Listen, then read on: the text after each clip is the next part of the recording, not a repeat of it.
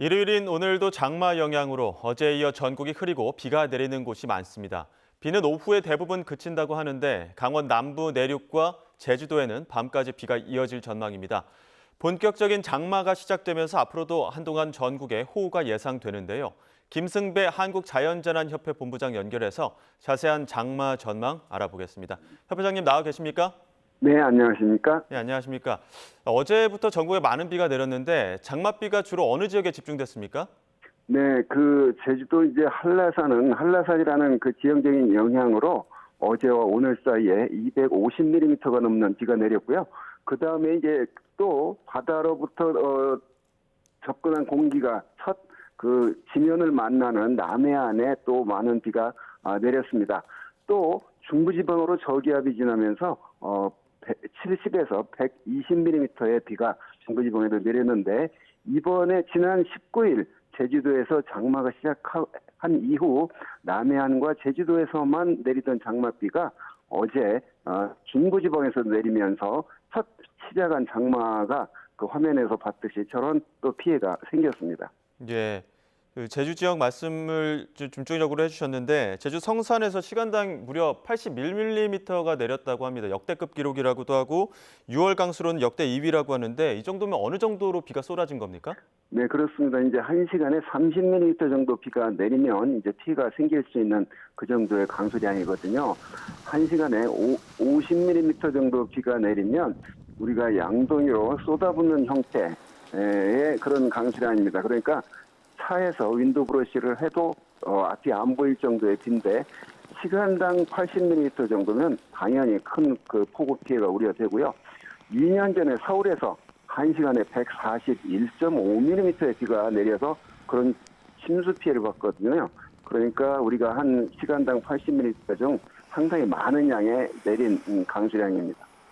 예, 작년부터도 그렇고 특히나 특징적인 부분들이 이제 기습폭우 아닙니까? 갑자기 쏟아지는 비들이 좀 많았었는데 올해 장마철에도 이 같은 기습적인 폭우가 좀 쏟아질 가능성이 있다고 보십니까?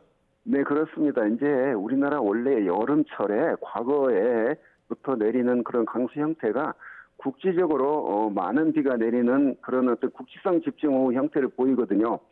그런데 이제 지구 온난화로 기온이 더 따뜻해지면서 여름의 기온이 더 높으면서 예. 원래 그랬지만 그런 그 국지적 집중호우 발생 빈도와 그다음에 그때 한꺼번에 내리는 양들이 늘어났거든요.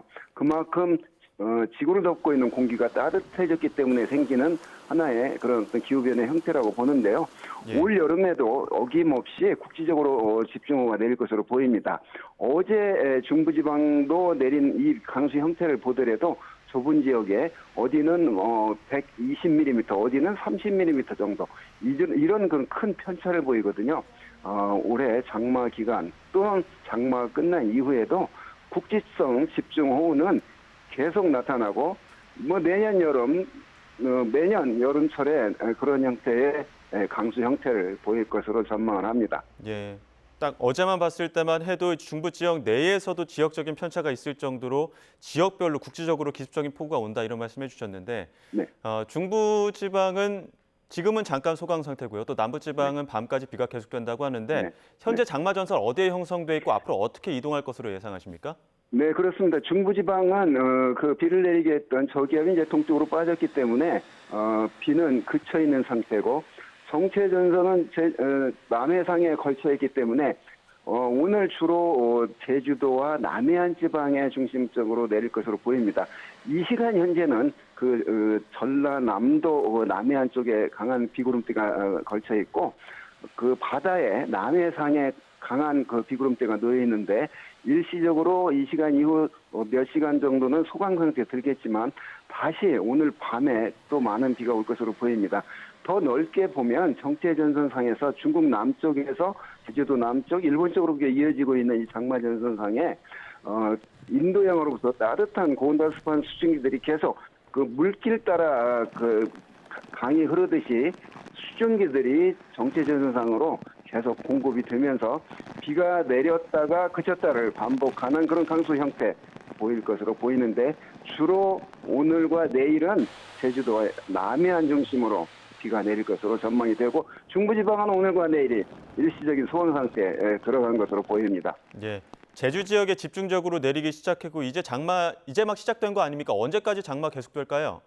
네, 올해 장마는 지난 6월 19일 밤 제주에서 시작이 됐고 20일 남해안까지 올라왔었거든요. 예. 그때 중부지방은 맑은 날씨를 보이면서 35.8도까지 올라가는 폭우가 나타났거든요. 그래서 올 장마는 통상 제주도에서 과거 평년값을 보면 6월 19일 시작하고 남부지방이 6월 23일, 중부지방이 6월 25일 장마가 시작하는데 올해 제주도에서 6월 19일, 남해안의 남부지방 6월 20일, 중부지방이 조금 다소 평년보다 늦은 어제 6월 29일 장마가 시작이 돼서 크게 큰 틀을 벗어나진 않았다 이렇게 보고요.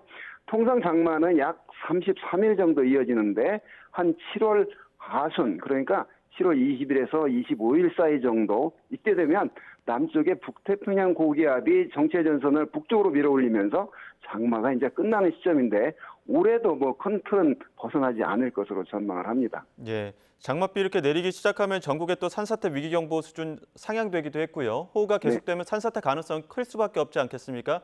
전조현상이라든지 대처 방법들도 좀 짚어주시죠.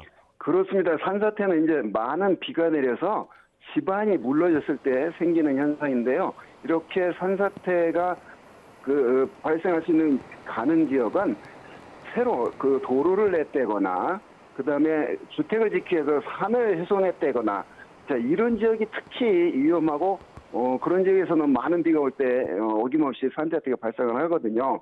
그래서 우리가 산사태 전조 현상이라고 해서 산에서 어떤 굉음이 들린다거나 물이 안 나오던 그 주변에서 물이 나온다거나 이제 이런 전조 현상을 유심히 잘 살펴서 산사태 발생 가능 지역이 있는 지역들은 아까 제가 말씀드렸듯이 주변에 인간이 손을 댄 곳이거든요. 예. 그런 곳들에서는 각별한 조심이 필요해서 산사태 피해가 없도록 해야 되겠습니다. 아직 장마 끝나기도 전인데 이 장마 끝나면 얼마나 더울까 이런 걱정하시는 분들도 많거든요. 올해 더욱 뜨거울 전망이라고요? 그렇습니다. 지구온난화의 한 형태가 여름철, 원래 더웠던 우리나라가 이제 더 더운 현상이 나타나는데 그게 통계적으로 폭염일수, 열대야일수를 분석해보면 과거보다 많이 늘어나고 있거든요.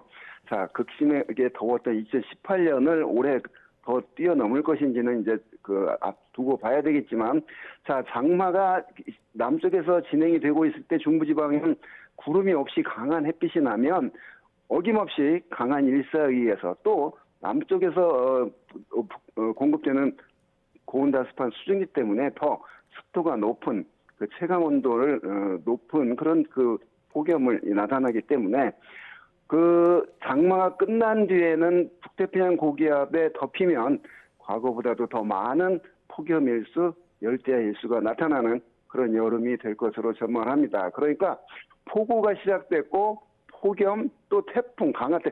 올해 태풍의 특징을 보면 지금 현재까지 2개밖에 생기지 않았거든요. 6월 말이 지났는데 다른 때 같으면 한 이 시점이면 5-6개 정도가 발생을 해서 해야 되는데 올해는 2개밖에 발생을 하지 않았는데 통상 1년에 태풍이 25개에서 27개 정도가 발생을 하는데 그런 면에서는 올해 이제 적게 발생을 했는데 그렇다고 올해 태풍이 적게 발생하고 우리나라에 접근할 가능성이 없는 건 결코 아니기 때문에 자, 여름을 앞두고 폭우와 폭염, 태풍의 계절이 시작됐기 때문에 자, 철저한 대비로 피해를 줄여야 되겠습니다. 예, 알겠습니다. 여기까지 듣도록 하겠습니다. 지금까지 김승배 한국자연재난협회 본부장과 장마 전망 짚어봤습니다. 고맙습니다. 네, 감사합니다.